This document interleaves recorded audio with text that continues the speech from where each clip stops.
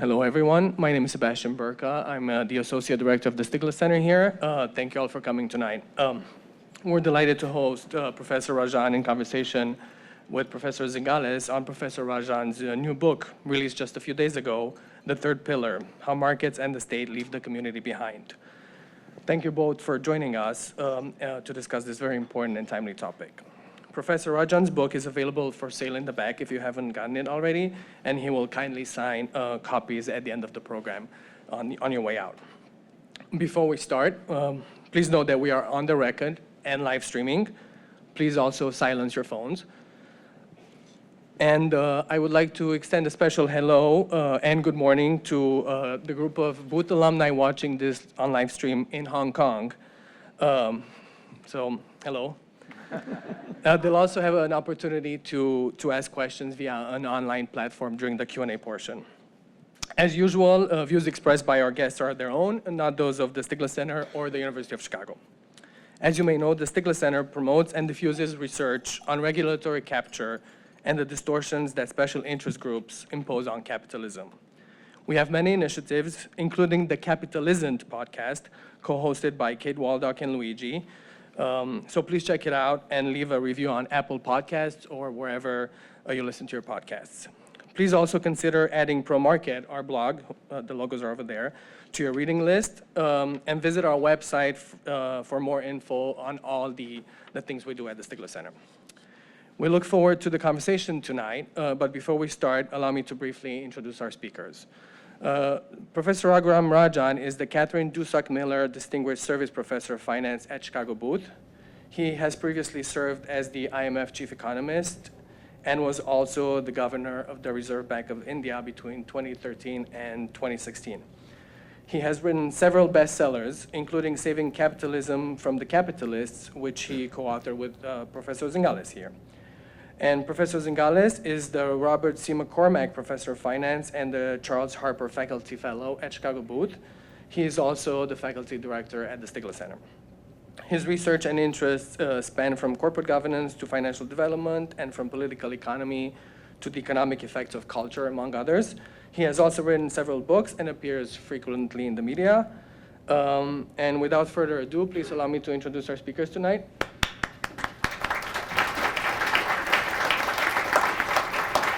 Let's start from the basic here. You sort of wrote this book about how the market and the state leave the community behind, and you create this new term of inclusive localism. Can you explain to the audience here sort of what do you mean with community, because community is such a loaded term, and in particular, what do you mean with inclusive localism? Okay, maybe let me start with why this book. Okay. Academics, one of the dangers is you write the same paper again and again for the rest of your life. For me, it seems like I'm writing the same book again and again, starting with the book we wrote, Saving Capitalism. But each time I think I understand a little better, and therefore I write it.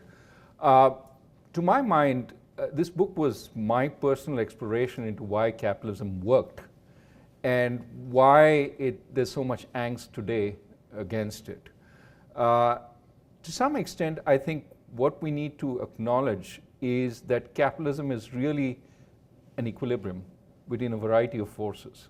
That it's not just about markets. Of course, there is the role of the government, again, not just in enforcing contracts and establishing property rights, but also in preparing people for the market, what I call in the book pre-market support, but also picking them up when they fall off the market. That is safety nets, post-market support. But as you think about this, you think, why is it that every successful capitalist country is also a democracy?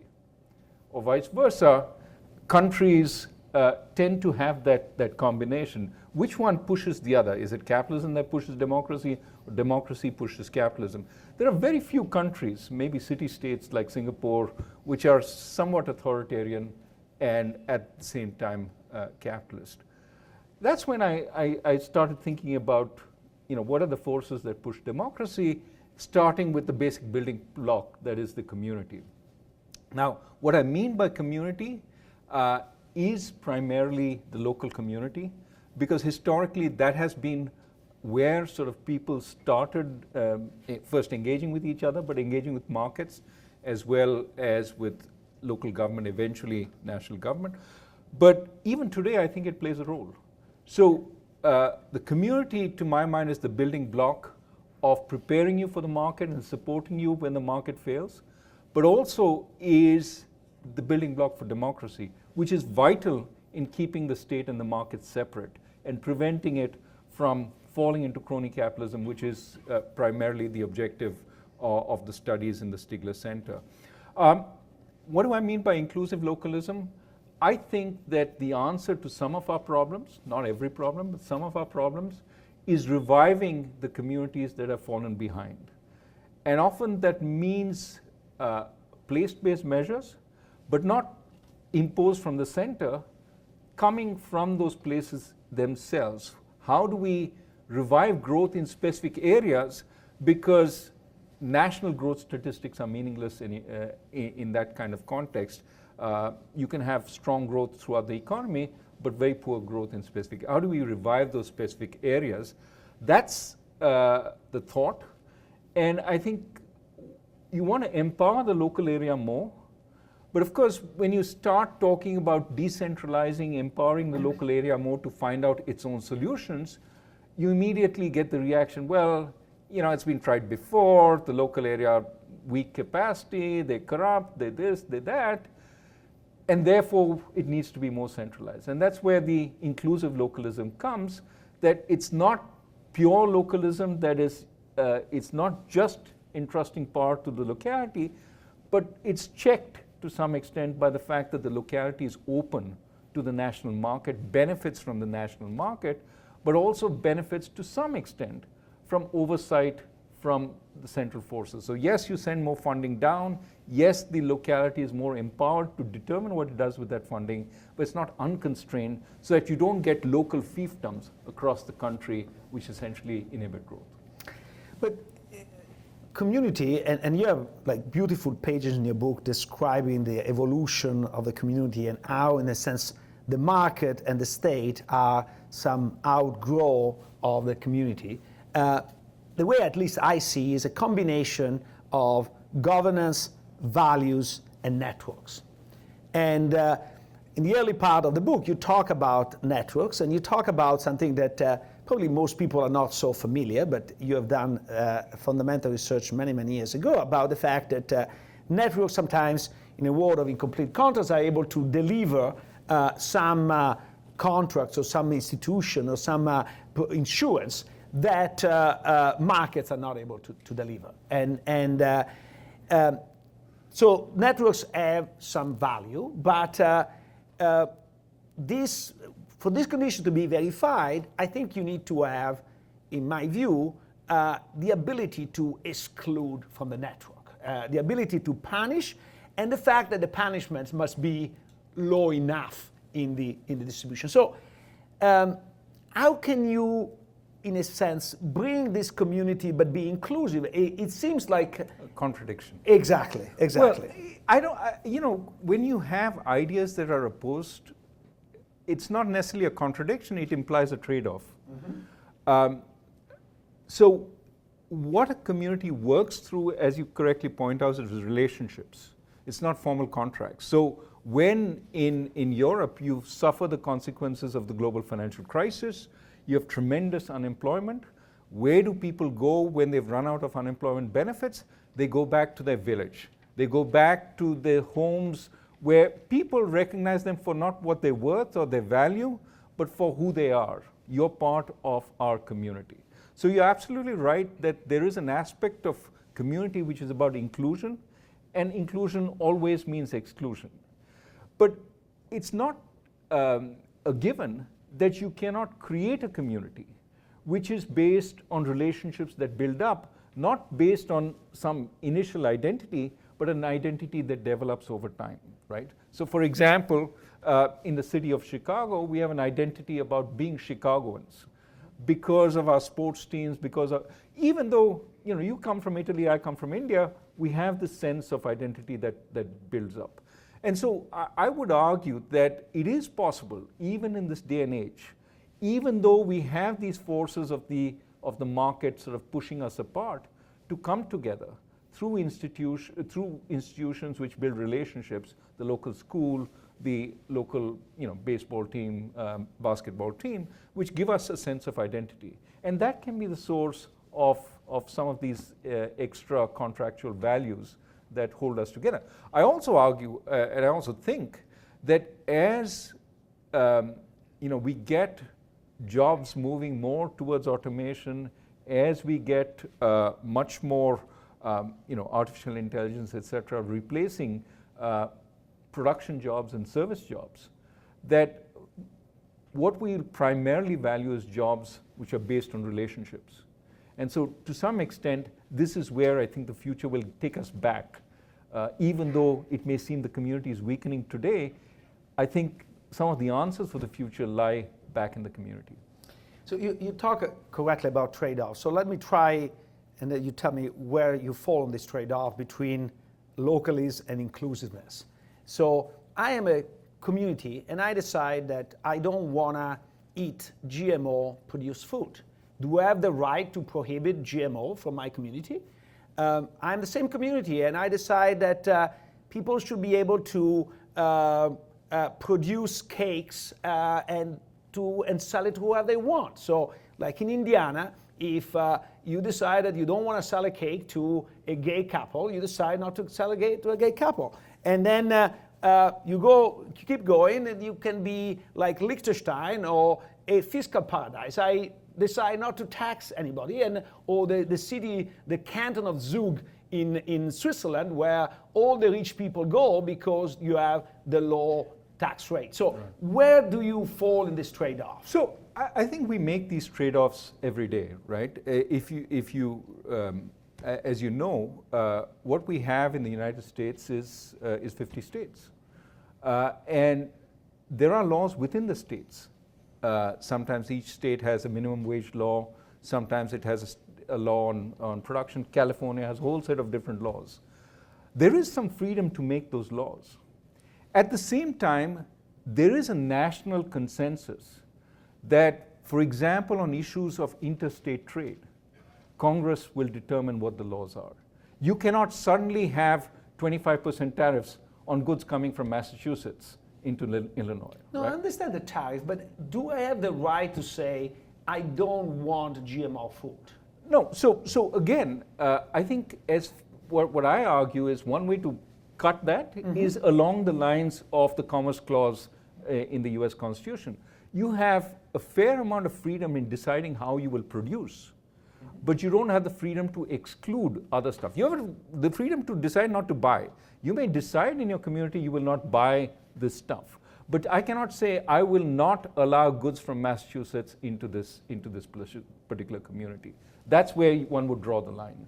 Similarly, I mean, you as a community... This is gigantic externality, because if I produce a GMO food, you are forced to basically be cross-contaminated by the GMO, whether you like it or not. So it's not like a free market. You have to decide. Yeah. Well, if the community wants to be different, can they decide or not? So what I'm arguing is there's a set of issues over which the community has freedom, but because it's part of a country and has some political voice within that country, it has the ability to decide whether GMO foods are allowed or not. Some countries, for example, in Europe, will say GMO is not allowed, right? If the country allows it, I think to that extent, you're part of that larger electorate, you've decided to allow it. But on some issues you can have. For example, if you want to set a minimum wage in your local area, you may have the right to do it. So what I would do is use what we call the principle of subsidiarity, push down powers to the lowest level that it can be exercised at, that it ought to be exercised at, right? And now, where does each power get pushed down? For example, you talk to me about discrimination. Can I say, no, thus and such community allowed in this neighborhood? And the answer is no, because we have a national law against discrimination. So that's where I say the inclusive part comes in. The national laws, the national markets are allowed to flourish, so the boundaries around the community are relatively low, right? But there's enough within the community that you can build these relationships, you can build these non-contractual basis of support. For example, we look after each other's kids, not based on contract, but because we see each other every day. I think you'll be extremely popular in Italy, especially with the Catholics. You like community, principle of subsidiarity, sounds great. But now, when it comes to regulate large corporations, you have to. The problem I see today is not that we should bring this down to the community. We should bring it out to a higher level. And it says Google and Facebook, if they need to be regulated, they cannot be regulated at a US level. They should be regulated at the world level. At the world level? At the world level. CO2 is not a problem that addresses your community, it's a problem at the global level. So, and it's very hard for the little community to regulate because, let's face it, most local communities are completely captured by the big guys. You go to West Virginia, there is a Parkville town, and there's the plant of DuPont. Everybody works for DuPont. They do whatever DuPont says. You go to the 14th Ward here in Chicago, they do whatever Book says. This is kind of, it's not democracy, it's actually dictatorship of the locals. No, so again, you go back to the idea that all communities locally are captured. But if you believe that, then certainly the nation is captured. Then there is no solution. You have to believe that the locality every once in a while rises up and says this will not work here and pushes back. And bottom-up movements are much stronger in eliminating capture than top-down movements because, by your definition, the top is already captured. So in that sense, I mean, if you think of the first populist movement in the United States, which was in the late 19th century, these were farmers basically saying the railroads have got us over a barrel, the banks have given us loans, and now we're stuck with the gold standard. We have to repay them in non-depreciating currency. And we're done for. And there is no longer the frontier where we can go and open up new fields and so on. We can't even leave because the banks have our wagons as collateral. So we can't actually put our stuff and move on to the west. So in that kind of situation, what did these guys do? They started a protest movement. This was the first populist movement. They came together and they said, this will not fly. Sherman antitrust came from that. The fact that senators were directly elected came from that. The whole sort of movement, the ICC, et cetera, in regulating railway rates came from that. And if you morph that into the subsequent movement, which was the progressive movement, you had the emergence of the Federal Reserve as a reaction to JP Morgan having so much power over the financial sector. You had FDA regulation because of all the sort of lurid tales about how food was being contaminated. The point is that the bottom-up movement essentially was the counter to the collusion between the state and the big corporations. The McKinley administration, in a sense, was the height of that collusion. It was an accident that Teddy Roosevelt came in, but it was also that there was a movement which essentially was pushing this by that time. The broader point I'm trying to make is, what is the group that lies outside the grand collusion? It is ordinary people who want access. And when they get frustrated and say we want access, there is the possibility of breaking that collusion. It ultimately will mean nationwide movements, but it comes bottom up. And that's the sense in which it's not captured. I completely agree, but I will go a different route. Exactly like the populists at the end of the 19th century, one of their proposals was direct democracy. Referenda were introduced in the United States, not at the federal level, but at the state level, by the populists. And John Matsusaka, who was a visitor at the Stigler Center, and for those of you who want to see, he has like 3 lectures on direct democracy on the YouTube channel of the Stigler Center, is actually showing that direct democracy works very well at fighting vested interest. And very well, maybe it's an exaggeration, works better than indirect democracy. So when we both agree that democracy is a kind of countervailing power, the question is whether this should go through a direct referendum or should be mediated by the community. I think that the direct referendum is a much better way because does not run the risk of being captured by the books of this world. Yeah, but the problem with more direct national referenda is they could go in very wrong directions. You've seen with Brexit, something that they voted for because they weren't given the full range of choices. And I don't know what they would have done if they had been given the full range of choices. But that's one situation where a direct referendum goes awry. But I mean, you're missing the other aspects of the community which are extremely important in this day and age. Community is very important in solidifying identity.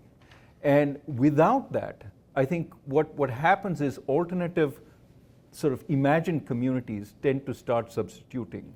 And that's when the danger comes, because if the alternative is either a very strong religious identity, as happens in some majoritarian countries, or a very strong nationalist identity, then those tend to be a lot less connected with real people and a lot less connected to fundamental decency. I'm not talking about the religion, but more about the nationalists. And they, in a sense, can take a nation very far off course. We've seen that through the course of history. So one of the benefits of the community, apart from this political stuff, is its benefit in giving local identity to people, a sense of who they are, so that they don't need a national identity as much to fill in that gap. They don't have national entrepreneurs trying to fill that by creating in a sort of set of outside enemies. We are all together because we are this nation which is in deep trouble because the outside is against us. That has been the source of problems over history. But also, I think the third aspect is local agency. In this world where you don't feel in control of the forces, to be able to say, I have some say in what my kids are taught. I have some say in what my local government provides me. I have some say in local social endeavors. That gives me a sense of agency. That makes it much less that I'm buffeted by the waves of the market, buffeted by national forces, which I don't control. So the community has many roles. And I argue that when the community is deeply hit economically, many of those roles collapse. And then you're prone and prey to nationalist forces, which can take us in very wrong directions. But the risk today in the United States is that communities are formed along political lines. There was an article the other day on The Atlantic saying that the new form of racism is political racism. If you do an implicit association test bias to Americans, 70% shows that they are biased politically. 45% of the Democrats would not want their kids to marry a Republican, and 35% of Republicans would not want their kid to marry a Democrat. And it says we are in a world, and you look at the map of integration, you go to the most politically intolerant place in the United States is actually Boston. They are all of the same idea, and they are absolutely intolerant and racist against people who think differently.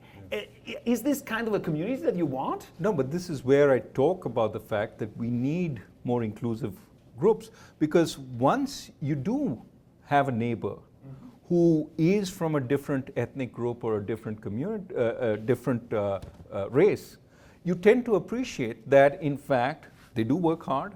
They're not all on on welfare. And you know this Harvard study, which basically says people overestimate the number of immigrants who are unemployed. They even overestimate the number of immigrants. But that number comes down substantially, the overestimation, when they actually know somebody who is an immigrant, who is from a different race. So in that sense, the whole point is, yes, if you draw walls around existing communities today and say no mingling, the tendency will be to entrench any prejudices that people have. If you have communities that mix across the border, you can still get the benefit of the strong sort of bonding, but you can also get appreciation of different races. I was in an Uber car today. The Uber driver was telling me, I'm from Rogers Park. And in my place, there are 80 different nationalities represented. And we love it. As long as it's not Republican, that's fine. Now, your book has, if I may say, an element of a Gandhian attitude, because you speak well about everybody. This is, you sort of are the first one to point out about the problem in financial markets in your famous sort of speech with Greenspan. You say the instability, etc. But actually, the book has really no villains. You don't talk about Angelo Mozillo, you don't talk about Robert Rubin, you don't talk about the Sackless family. You talk about the Opium War back in China, but today the Opium War is fought in America, and on the one hand there is the Sackler family, the Purdue Pharmaceutical, that sell this stuff. On the other hand, the rest of us. And why you're so Buddhist or whatever, Hindu, I should say. It's not Buddhist. I actually think that there's a fair number of quote-unquote villains. Mm-hmm. But I think the point is not so much to demonize particular people, and that's why I've sort of avoided picking names, but to talk about processes, because I think processes are far more dangerous than people. It's all very well to pick one person out and say, Facebook is terrible, but I think it's more important to show how the system is not working. So if you want villains in the book, well, I do talk about the growing concentration of business and why we need to think about that, growing concentration of tech and your solutions to remedying some of those problems. I think they're important.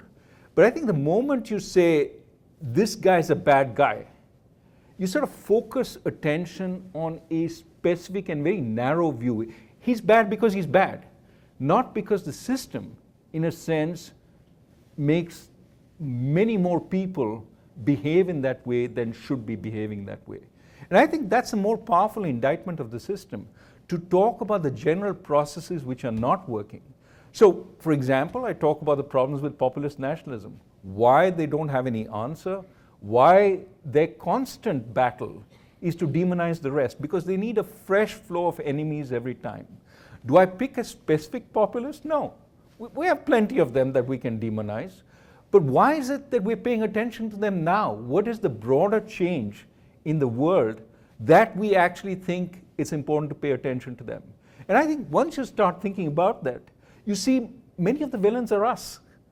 We, the elite, who haven't paid attention to some of the problems that are emerging, not just because of the global financial crisis, but because there are large segments of society in every country who are not participating in the capitalist process. It's not about one or two villains, it's about the system not working. How do we remedy the system? And I think in order to get people on board, it's better to show people how the system is not working, rather than single out Purdue or whatever. I mean, I'm sure we can all point to specific examples, but I think the specific examples might in fact detract from the broader point that we need to change the system. And that's the broader point of the book, that technological change, which is not a villain, which has benefits and costs, but technological change is disrupting our societies.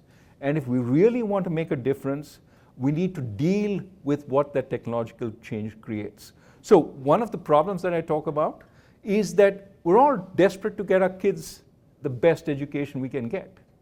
But in getting our kids the best education they can get, we essentially are breaking the mixed community and going to a much more varied and, in a sense, a structure where the rich stay together, the poor stay together, and the rich have many more opportunities than the poor because they have better schools, they have better communities. Now, who's the villain here? It's technology changing the returns to education, making it much more attractive and much more necessary for us to send our kids to really good schools. Am I a villain for doing that? Maybe, but it's just following the incentives, right? I think when you put it that way, you sort of see the greater need for change, and the need for change is not just exhortation, but finding ways that we can actually affect that change. But in what extent today's populists that you bash along the way are different from the 19th century and praise 19th century populists. What is the difference between the two? I think, let's start with the praise. I think they're asking the right questions.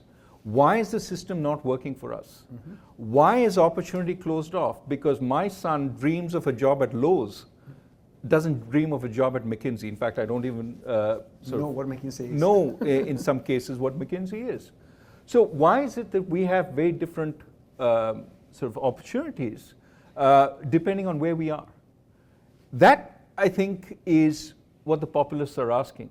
What happened? We sort of thought the system was working, but the global financial crisis told us it's not working. And we understand these guys at the top who are figuring things out. First, they're biased, and second, they're probably clueless. So why don't they adopt some of our solutions? And that's where the populist leader comes and says, look, the solution is let's put tariffs on trade because we'll retain your jobs. Let's keep the immigrants out because we'll retain your jobs. And that seems very short-sighted, given the fact that countries are aging. Trade is going to be the answer. Trade, you're going to have to sell to the rest of the world.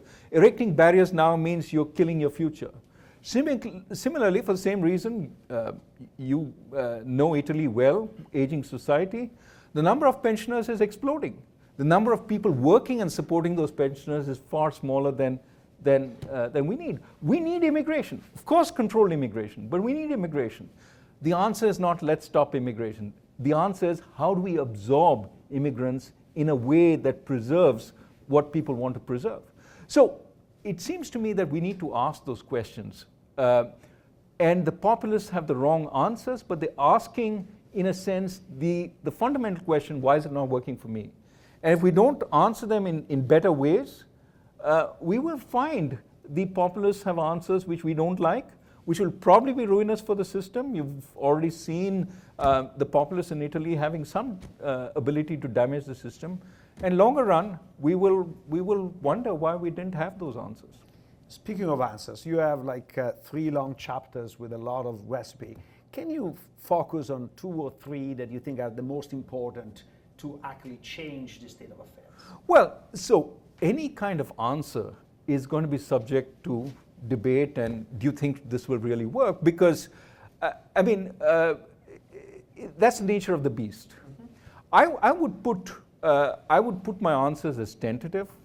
These are important problems, but I would say 2 or 3 things we need to think about. One, I certainly think there's a reason to ask whether as markets are expanding, we have to push governance ever upwards into national spheres and into international spheres. For example, this is a subject which you're intimately familiar with. Why is it that we have the same property rights on intellectual property across countries? Because countries at different levels of development should have different levels of property right protection. That goes with how much they can evolve themselves. If you impose very high levels of property rights protection on an underdeveloped country, it doesn't develop its own property rights. So shouldn't countries have the right to choose? That's one example. GMO is another example. But there are lots of things in which you want powers pushed down to the national level and from the national level to the local level. I think that pushing down of powers rather than pulling up of powers as markets evolve is something we need to think about. Which then leads to the question, well, aren't you segmenting markets? Aren't you creating fragmented markets? I would argue with technology, we have the ability to deal with fragmented markets. We can actually change the procedures for a large company to deal with many of those markets. And so we have to ask, do we need to really harmonize all the markets today? Or for many things, could we allow markets to be different? Which allows each market to both have a sense of agency, each locality, but also, in a sense, work out different answers. And some of those answers may work better than other answers. So pushing down is one. Using technology is another. That you worried about the local area being corrupt, local officials being bought and paid for by local interests. One way to deal with that is through technology. First, top down, you can monitor how they use funds much better today. You know the standard story of I think it was Uganda, where they published locally how much money was sent by the center to the schools in the local area, and found that none of it was reaching because the officials in the middle were stealing it. Well, today you can have that monitoring because that can be published. So top down, the central officials can monitor if you believe they're less corrupt. But bottom up, the local people can monitor what's going on. Are these officials really respecting what they need to do for me? There are apps today, for example, which will point out, here's a pothole, why hasn't this been fixed? You can point GPS location of that pothole, take a photograph, it goes onto the municipality's website and waits for the municipality to fix it. Unless you're in Hyde Park. Unless? You're in Hyde Park. Well, actually it's supposed to work in Hyde Park also. They may take a little longer to fix it.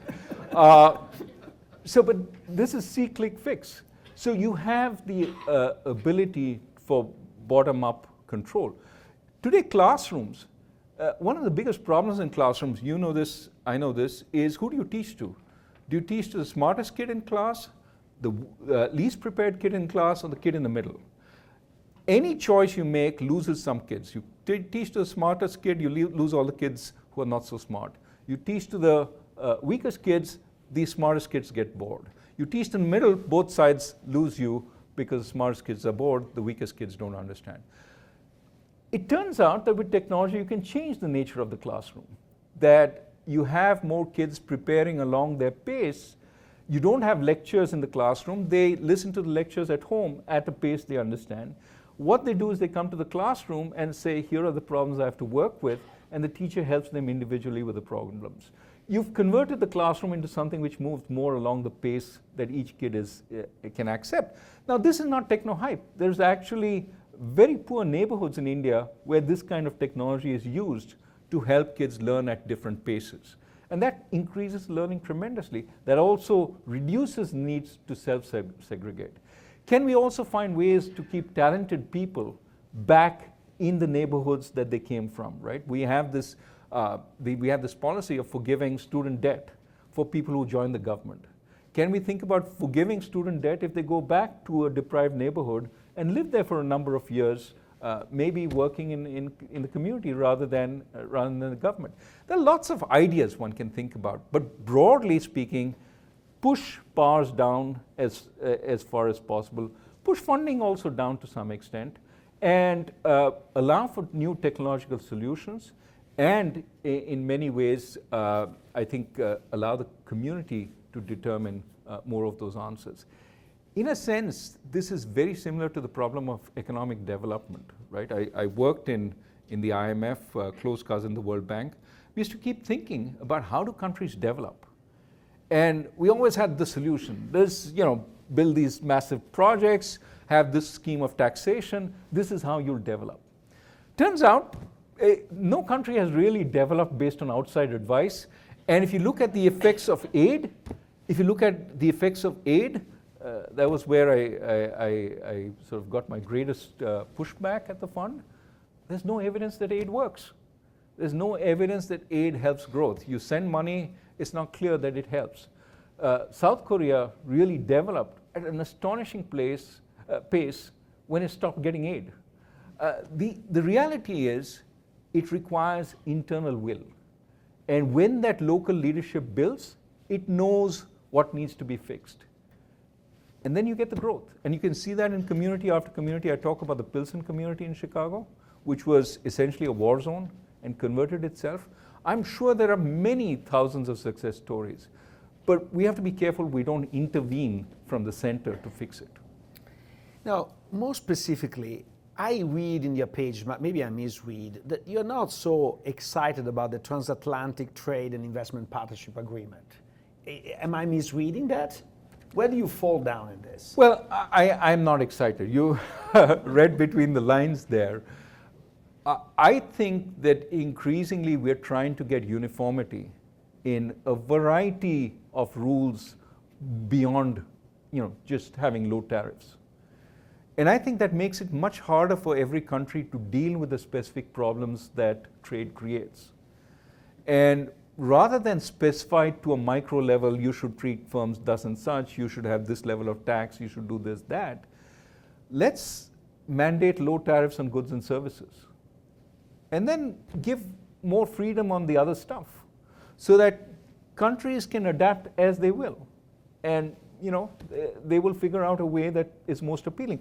My worry about mandating these common standards over so many areas is we're going to make centralized mistakes. Just as with bank capital, we put really low capital requirements for AAA mortgage-backed securities. That didn't work out that well. We thought we knew, but we made a mistake. But what we did by coordinating that mistake at the center was we got a whole lot of countries, a whole lot of banks to coordinate on that very same mistake. And that made what was an isolated mistake into a system-wide mistake and created enormous problems. I worry that we do the same when we have these global solutions. Should all drugs in every country have 20 years patent protection? That's what we've done with TRIPS. We've forced it across all countries. And you talk about how much influence people have. Well, certainly the argument is Merck had a tremendous amount of influence in forcing TRIPS as an international agreement across many countries. Now, I don't know the validity of how much influence it had, but that's the argument. Not to mention Mickey Mouse. We know that we have protection of copyrights for 75 years, right, thanks to the pressure of right. Disney all over the world. And the argument is every time that copyright tends to run out, we get a renewal for a whole new set of years. That's why copyright in the US is called the Mickey Mouse Act. But the broader point I want to make is really we have the opportunity to make the appropriate changes now. And if we follow broad principles, we can sort out some of the tensions you correctly pointed out in proposals. But it has to be that we go in with the sense that here are the broad principles. We're going to push power down to the people. We're going to use technology for good, knowing that it has the possibility of creating problems also. I think a few of those principles adopted properly would get us a long way. I have great fun in asking a question, but I want to open up to the floor. I want to ask you the last question. I know that after the long process of writing a book and then going out and presenting, you finally figure out what you should have said that you didn't. What is the stuff that you would like to have added now after all this? I have a diagram which I'm going to put out on the web, which essentially summarizes the book in that one diagram. The relationship between the three pillars. I presented it in a talk today. I'll put it on my website. But that essentially, Lubos always asks me, what's the model? That's the model. That's the model. You can write a model on that basis. But it's basically the links between the three pillars. The traditional links we understand. The government provides regulation, property rights, etc. The markets provide choice. What is important is the community provides essentially feedback. Are you working for me or not? And it's the disempowered in the community which are important because they have a vote. And so they keep the market open. They keep government working and providing broader access. That is one critical aspect. The second critical aspect, which we talked a lot about in our book, Saving Capitalism, was how an efficient private sector also constrains the government. You only have to go to an emerging market to understand how much under the thumb of the government the private sector is, because it gets so much dispensation, so many benefits, so many tariffs, so many protections, so many government advertisements that it's bought and paid for by the government. You have to realize how unique the competitive market system is, even despite Luigi's complaints about how concentrated it is in industrial countries. It is still much more competitive than it is elsewhere, and this is worth preserving because it is a check and balance on the government. So a competitive private sector, a democracy, a community which through democracy asks for openness, asks for access, these are very important. But there's a third channel, from the community to the markets, the channel of values.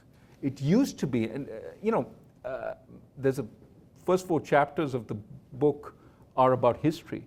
That's critical to building this model because in a sense it explains how the community has been very important in determining what the market values. Today we say our CEOs should maximize shareholder value. If CEOs maximize shareholder value in the medieval times, they'd have been put in prison. Probably excommunicated also for succumbing to the sin of avarice. Times have changed, but it changes because of changes in the equilibrium, and that's worth seeing. Thank you very much. Now there is a time for a few questions, and I also have to watch the questions that come from Hong Kong. Well, there are some, so why don't you raise your hands and we start here, and then I will see what questions are coming from Hong Kong. There's a question way in the back, and there's a question. Over there. Thank you. Thank you for the talk. My question is about the relationship between communities and big problems. So my question is, how should communities react to problems of global scale, problems like workforce disruption? Like workforce disruption? Because of automation. Well, I think the community will be essential in preparing people. You know, part of the reason we have such high dropout rates in college, even though a number of people go into college in the United States, is because they've had very poor preparation at school. They're not prepared to take college. So I think it starts right from the beginning. How kids, Jim Heckman at the economics department basically says, much of what you will become is already determined by age 5. From your early nutrition, from the habits you learn from your parents, from the words you learn. The words that you learn as a kid in a professional household far exceed what you learn in a poorer household. So I would say the community is very important in preparing you. But I think the community has to decide what kind of preparation is most suited for the kinds of opportunities that exist in the community. You don't want to prepare everybody for a job in Silicon Valley because those jobs aren't there locally. If you want to preserve the community, there may be some better jobs and, that are more suited for the community. And so that's why I think agency will be important there. That gives them an ability to deal with global forces, that you can, in a sense, figure out what works for you. And it may not be the same thing that works in San Francisco or in New York. So here a question from Hong Kong. Are communities possible in a world where increasingly people leave small towns and rural areas to move to large cities? I think it is. I mean, we live in a community, Hyde Park. Now, what aspects of that? Certainly around the lab school, we have a fairly strong community. Where does that come from? It comes from parents interacting with each other when they go for their kids' games, when they go for the kids' swimming and so on. And then you start inviting each other over to your house, and then you form a group. I think the need for community is really strong. At the same time, I completely agree that with the expansion in markets, with the anonymity that comes from the kinds of work we do, there is a force which acts against community, which is why you constantly try and find new ways of getting together, new ways of forming those kinds of groups. And I think that this is a constant struggle, but I don't think it's a struggle which is lost. And in fact, with new technology, and one of the sort of places in the book I talk about how new technology can actually add on to existing sort of ways of making friends to actually make stronger groups. Our kids, for example, stay in closer touch with their high school friends than we ever could, simply because they have Facebook and other social media. And our Hong Kong friends are with us today thanks exactly. to technology. So we have a global boot community as a result of technology. Another question here. Over there, there's a lady here in the middle. Raja, yeah, here. So as a college student and having taken like flipped classroom classes, like how you mentioned, where the students go home, watch the videos, come back, and ask about any kinds of problems they mentioned. So what I've discovered is that most of my classmates end up not watching the videos and simply coming to class. So, and also a lot of the teachers have also started to take that as a way to not really do much in class, so we're not really productive, and as a result, we end up not learning the material. So how would you propose combating that? Well, of course, this is not happening at Chicago, right? I think there is no question that you have to be motivated to learn. If you're not motivated to learn, no amount of cajoling can actually help you, right? So the old, you can take a horse to water, but you can't make it drink.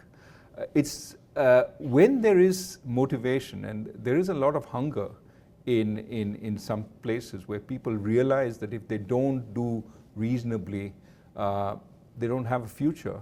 They really want to learn. So what I talked about was these poor communities in India where you have this kind of structure. They actually want to learn because they want to get out of what they see as their natural future if they don't. Now, at the University of Chicago, you've got your future made. You're already in the university, so why not coast? Now, I'm sure a number of you do pay attention and do work. I mean, all of you could skip class if you wanted to, but you don't. You show up. So my guess is it's a question of working it out. I think some penalties will help. If you don't do the material, you don't pass the course. Having the possibility of getting Fs is a very strong incentive mechanism for students, I've discovered. But grade non-disclosure weakens that effect considerably. These are things all teachers through time immemorial have learned. So I have no doubt that it can be fixed. Now, whether in fact they want to fix it is a different question. There's a question way back in the back there, over there.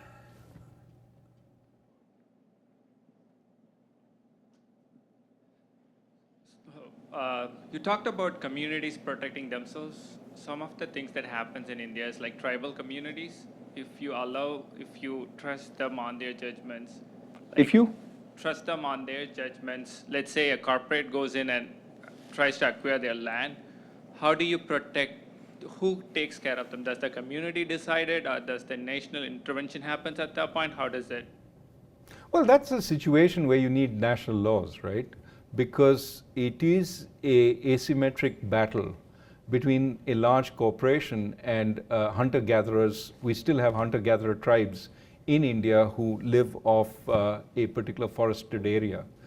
And I think we need to respect the rights, the customary rights that they've acquired over time, and figure out how, and if they will be persuaded in return for some kind of compensation. Some of them may decide they don't want to be persuaded.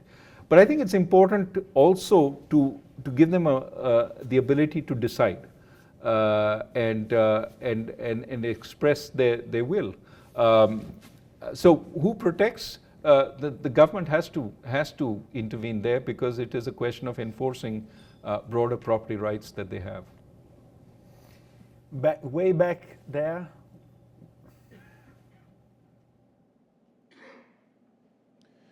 Professor, what are your thoughts on the dispute between Amazon and the New York City?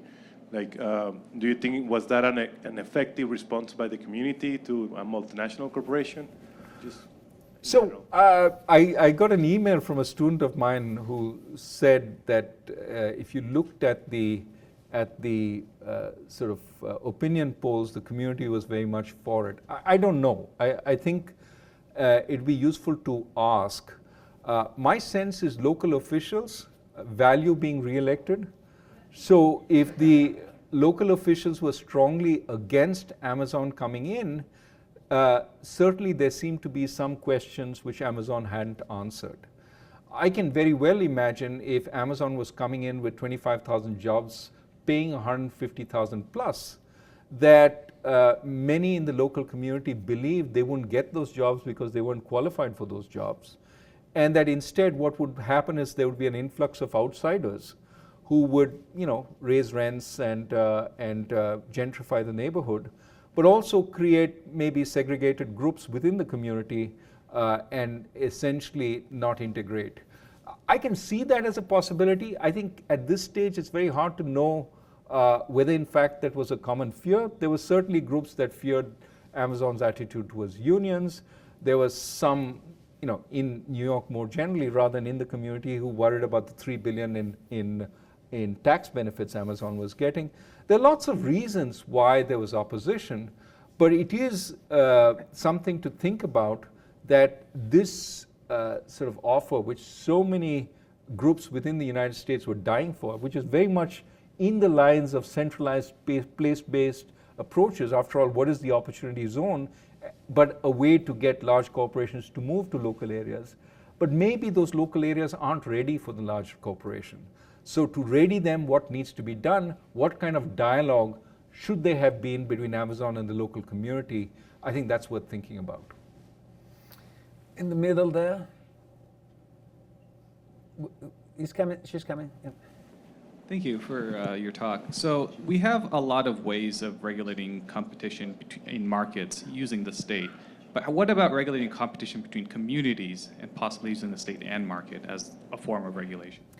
Well, I mean, there are many subtexts within the book, but one of the subtexts is that in the same way as we need economic competition, we need political competition. Competition for ideas, competition for even government. One of my worries is that as technology progresses, we're going to get far more centralization of redistribution. And one of the worries about centralization of redistribution is it gives tremendous power to the government. If you're not particularly compliant, there are ways to take off your benefits. How do you sort of prevent the government from becoming the Leviathan that we worry about? And one of the ways would be to break up government into many local bodies. So one of the big advantages of the city-states in Europe was if your government hated you, you could travel 20 miles and go to a different city-state which would protect you.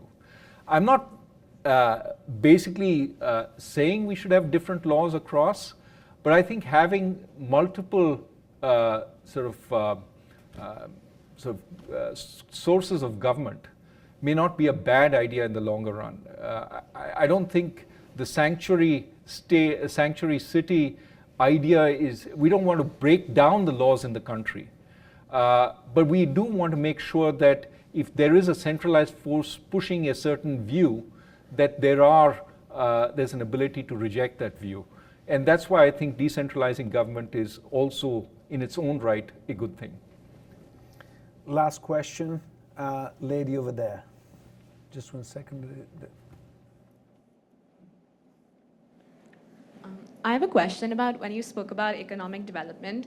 So there are many underdeveloped countries which, as you said, the aid doesn't work, right? But then these countries also don't have political stability or any funds to internally help themselves. So then how do you propose these countries come out of that kind of trap? Well, I mean, that's a very good question. And the answer is we don't know. I mean, Rwanda was a basket case. And then it had this genocide. But at the end of it, we had a government which authoritarian, no doubt, but has created development. Rwanda is one of the faster growing countries in Africa today, right? What happened to work? Well, some group, you can call it maybe even an individual, Paul Kagame, but some group came together and said, this is the way we want to go, and brought things together. Without that, how that group emerges, how you get a Park Chung-hee or how do you get a Lee Kuan Yew? I don't want to make this a theory about great men. It could be a great movement. But how does the country get that movement? That we don't fully understand. But once that movement emerges, it's possible to support it much more effectively. All the aid that has gone into Nigeria, an enormous amount of aid, has made very little difference in the living conditions of the people. They have plenty of oil. If they wanted resources, they have plenty of resources. But we know the view that oil is the devil's excrement, that it is in many ways hurts countries from developing. It's something else. It's that innate urge to develop. They come together in some way under a good leader, and magic happens. With these magic words, thank you very much for being here, and join me in thanking him.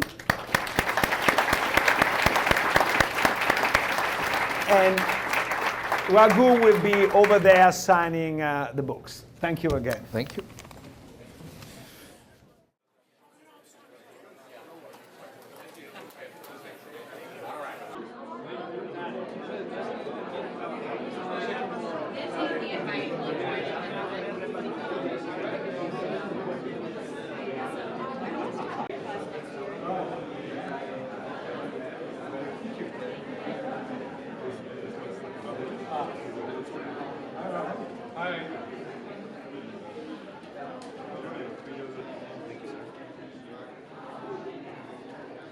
What are you doing now?